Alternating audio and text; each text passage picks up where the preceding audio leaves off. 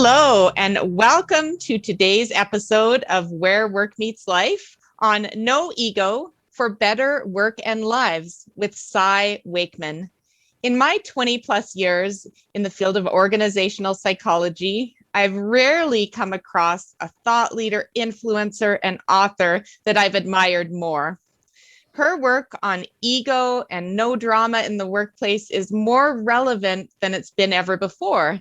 And a dear friend and colleague of mine from Ottawa, Meredith Thatcher, a few years ago said, Laura, you should read this book, because some of the organizations that we're collaborating with and working with senior leaders and such on culture and leadership, this No Ego is just brilliant. It just says so many important points. And I said, okay.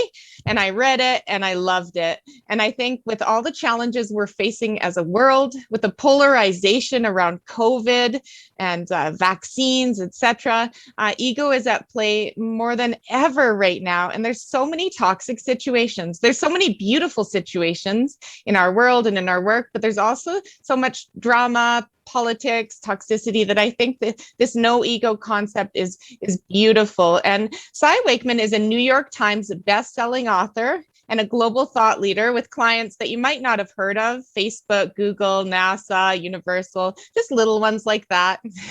She has become one of the top 100 leadership experts to follow on Twitter and #1 on the Global Gurus 2021 list of the top 30 leadership professionals.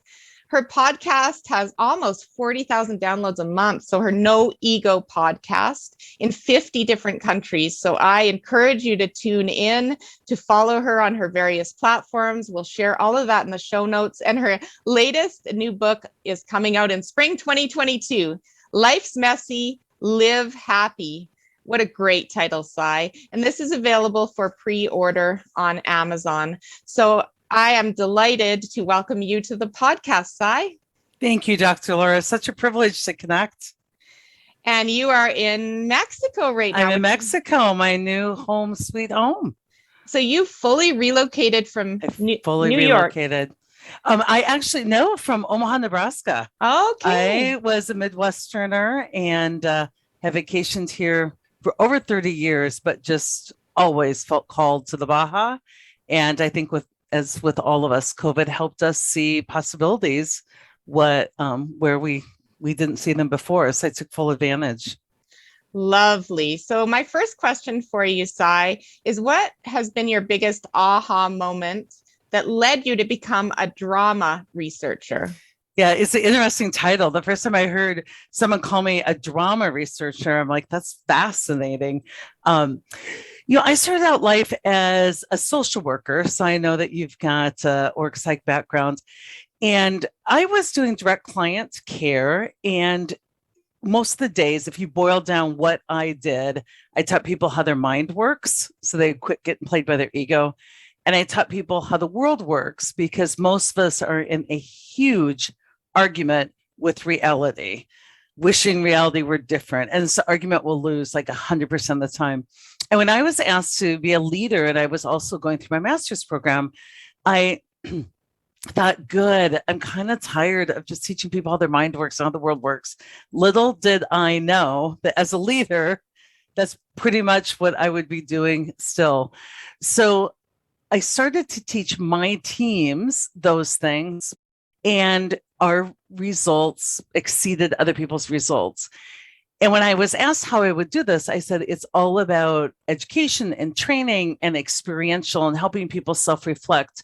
And I asked for money for that, to have these trainings. And the finance team came back and said, you have to show us the ROI. And I'm thinking, what's the ROI of your mother? Like, who has to show ROI on something that is just asking people to live well and have better mastery of their own mind? And so quite honestly, it just struck me that to get attention at the time to this important work, I would need to quantify it.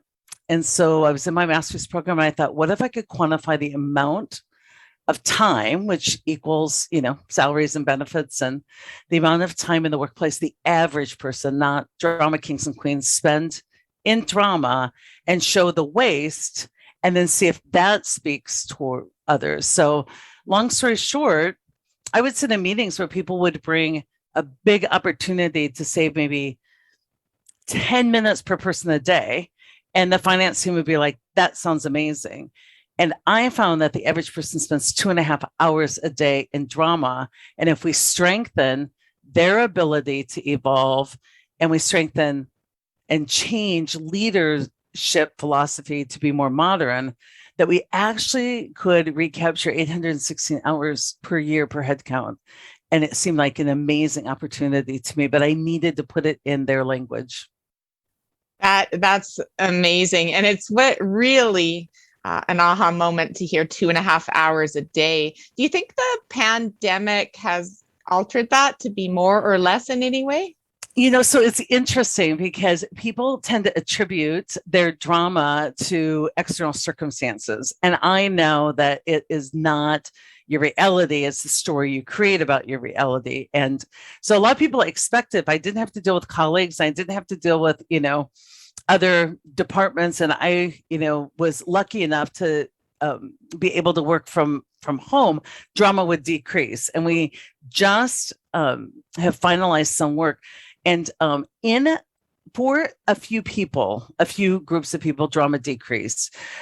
We found that people of color have fewer microaggressions, that women enjoy not just, I don't want to stereotype, but many women who are also more responsible for caregiving in the home, like the flexibility and the convenience. So there's a bit of drama that just comes from overwhelm and trying to get everything done in an kind of external world where things don't fit. That bit of stress has decreased. But here's the thing about drama. Wherever you go, there you are. The main producer of drama is you. And so we took ourselves home. And so maybe my focus was on the IT organization, what idiots they are. Now it's just on someone in the government, or maybe it was about my colleague. Now it's my neighbor who will or won't wear a mask. It's like, we will find a way to project our world so that that we don't have to transcend and move on. And we know this to be true. I used to start a college class that I taught, and I would put a little speck of paper on the lens of the projector. And of course, it would project like it looked like something was on the screen. And while I was just talking casually, I would point to someone in class and I'd say, can you jump up and figure out what's going on, why there's that spot on the screen while I get things set up? And they always went to the screen as if that's where it was. But the spot was on the projector. We tend to always go to the screen, the external world, and to fix that rather than looking at the mark in what's being projected. And I'm so grateful for that knowledge, because most organizations want to fix all the external ways things fit together, and they're just fitting how egos should fit together differently. And here, egos are meant to divide us. They don't fit together differently. So no matter what culture work you do, what work you do, if you haven't helped people evolve and transcend polarity and accept impermanence and just all those great practices that move us beyond ego, no matter what you do in that cultural environment, it will only create a pseudo culture. Gotcha. And that analogy is a great one with the projector. I'm going to remember that one. Essentially, a lot of this is about what we can do internally, and all of us have an ego, right? And it's a matter of how much. It's not a bad thing. We just need to know about it. Yeah. So which brings me to the book, No Ego, and the title, No Ego. Is it realistic to have no ego when we're all born with one? So that's my question. Yeah. So I've been asked that before, and it's probably not realistic that we're all going to turn into Buddha or become permanently enlightened. There are 100 moments a day when we see a shift in our perspective where that actually is a moment of being enlightened. So I don't think no ego is probably the right goal.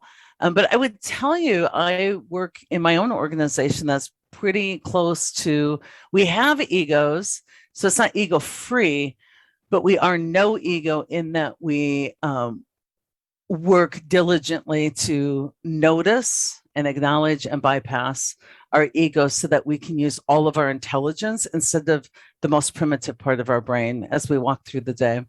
That is wonderful. And again, back to that 2.5 hours, that can be used for such important innovation and creativity and what the world needs more of to navigate this complexity. And so I think that No Ego, How to Cut the Cost of Drama and Entitlement and Drive Big Results is a fantastic title. I have it on my desk right there. I love it. It's not signed. I'll have to come to Mexico to get it signed. I was going to say, you're welcome here.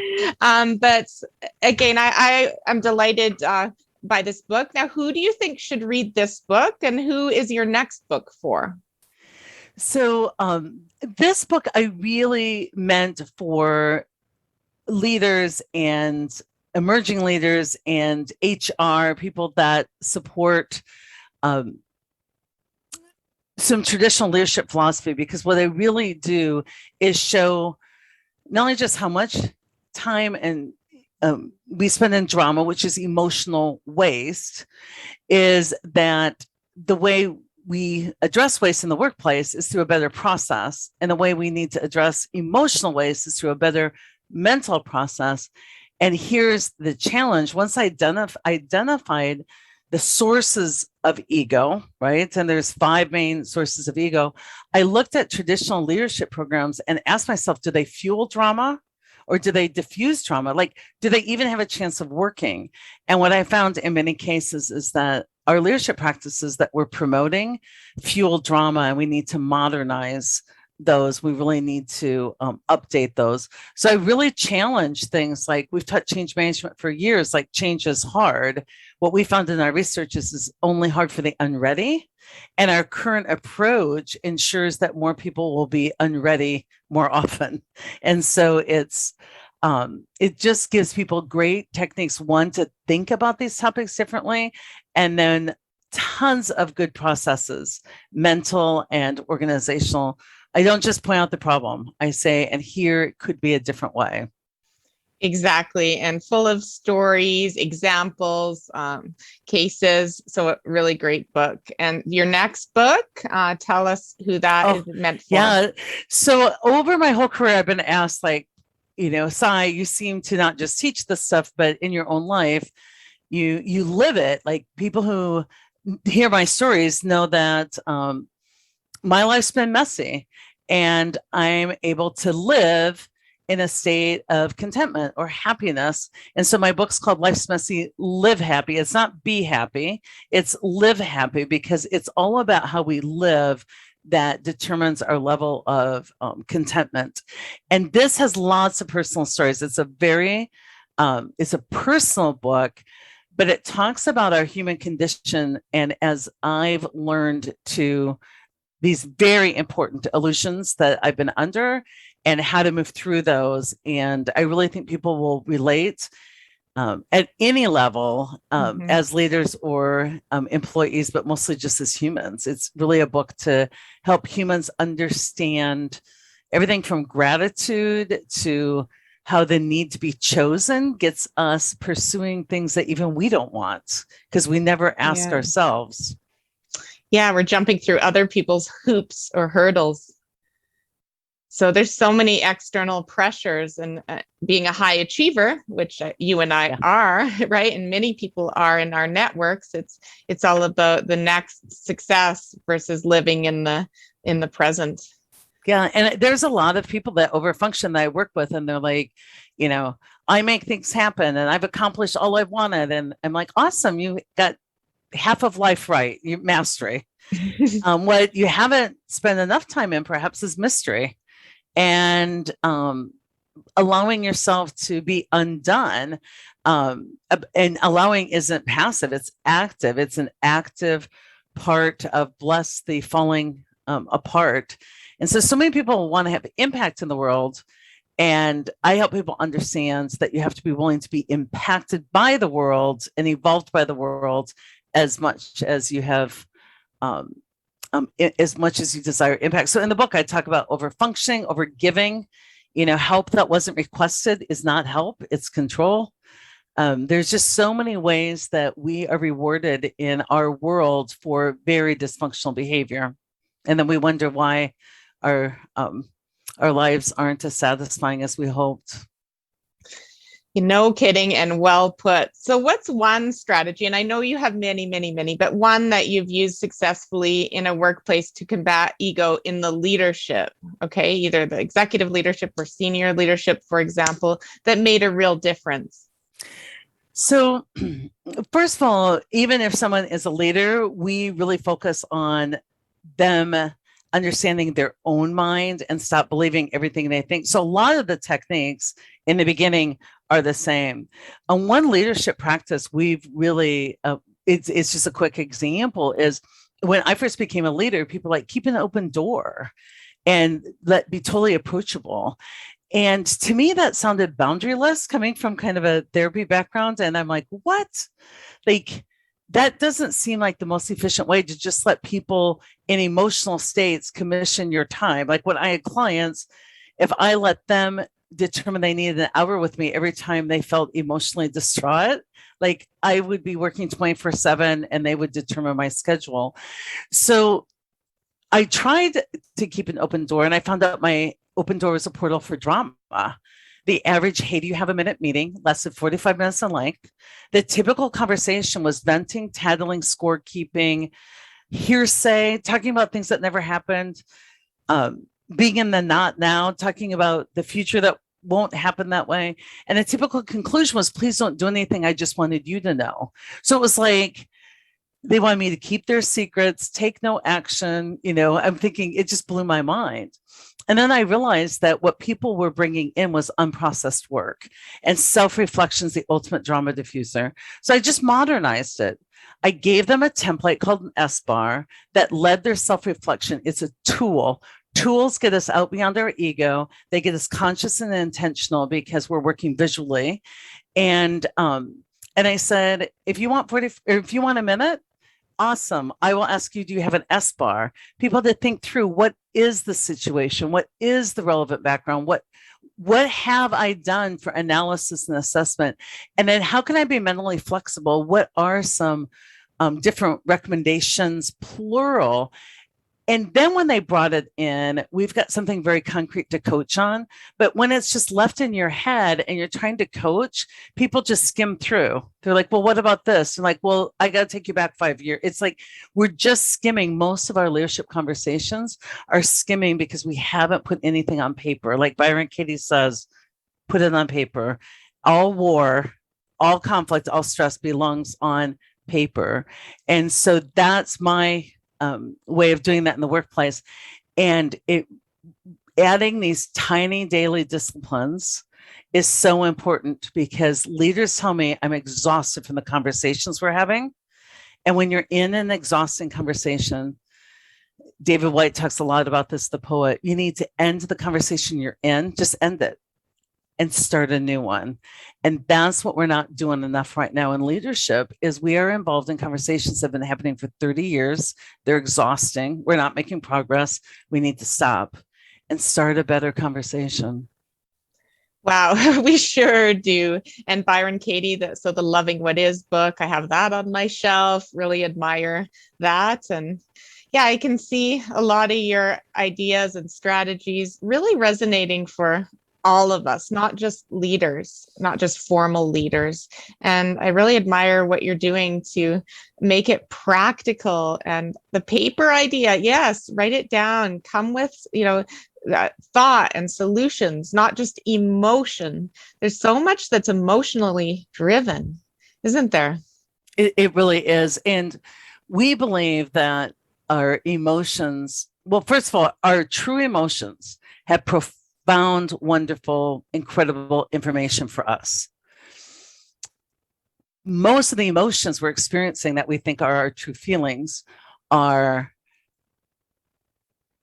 from our stories we create about our interactions with the external world when we're looking through the lens of ego. It's a very distorted view. What we need to do is disconnect from the external and use our breath to get internal and really get in touch with what we really are feeling, and then sit with that feeling until it tells you its name. And so on the external, we name things too soon, instant judgment. I know what this is. But on the internal, we don't often sit with things to give it the specific name it deserves.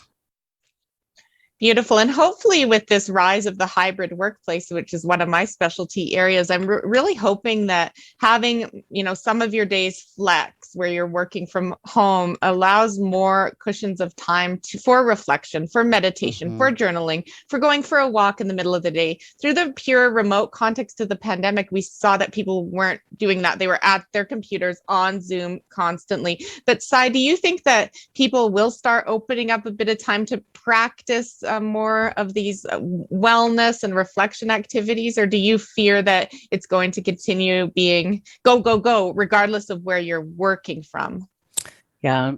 I believe that the ego will fight self-reflection. So self-reflection, venting is the ego's way of avoiding self-reflection, and self-reflection really can be death of the ego. So here's what I saw like during the pandemic and now is, instead of looking at what has my busyness covered up for me, and now that I have open space, we recreated the busyness. And so I think that the best thing people can do is really look at, how do I want to curate my life for the long term?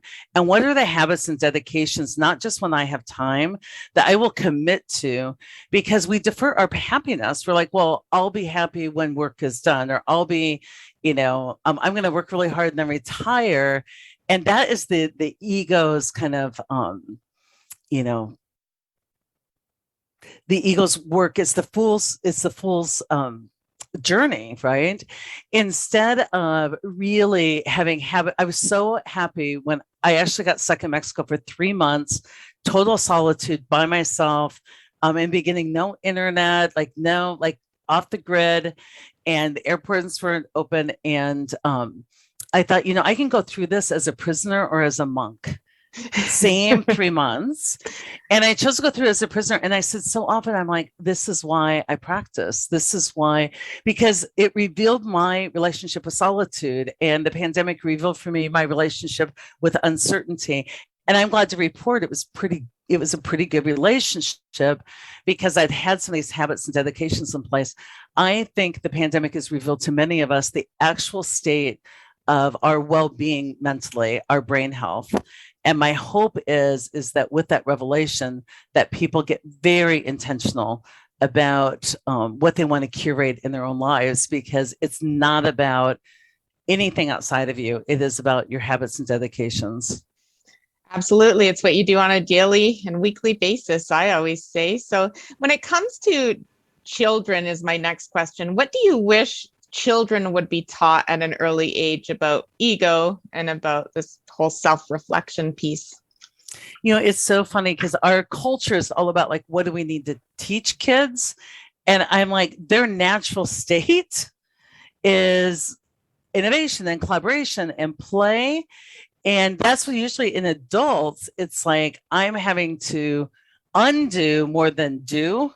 So with kids, I think it's more about just not negating what they come with. It's about helping them just understand how their mind works and how the world works with some simple tools. Even if we taught them one simple question, like, is that true? Can I possibly know that for sure? What do I know for sure?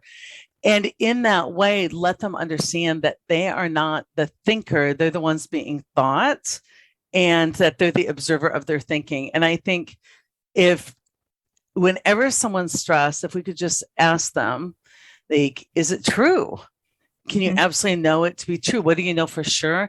That loosens the ego's grip, and it opens up so many more possibilities. And then they'll move through the world differently and get reinforcement that doesn't serve the ego. It serves curiosity and discovery and possibility.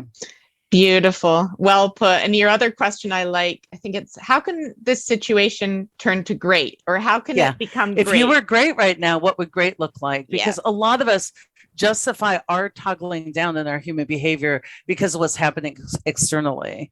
And so, why do we outsource our emotional well-being? Why do we outsource the possibilities in our own responses? Well, they did this, so I will, I'm going to respond in kind. And instead ask myself, what would great look like if I were great right now? It's like, how can I bring the peace I want to the situation? How can I bring, the love and care I want to the situation, regardless of what is happening around? And if you can do that consistently, you start to feel like an alchemist. You start to feel like you can take any situation and transmute it into something better because you got very skilled in bringing what's great for you to the table, bringing your best to the table, independent of external circumstances. Beautifully put. So my final question in part one of our interview is, what are you most proud of, Cy, about the impact you've had on workplaces and people? I would tell you, for me, the word proud implies that I solely impacted. And I believe that when people are ready, the teacher appears. So what I'm most satisfied or touched by is when people have the light bulb go off that suffering is completely optional, pain's inevitable, but the suffering part is optional and self-imposed.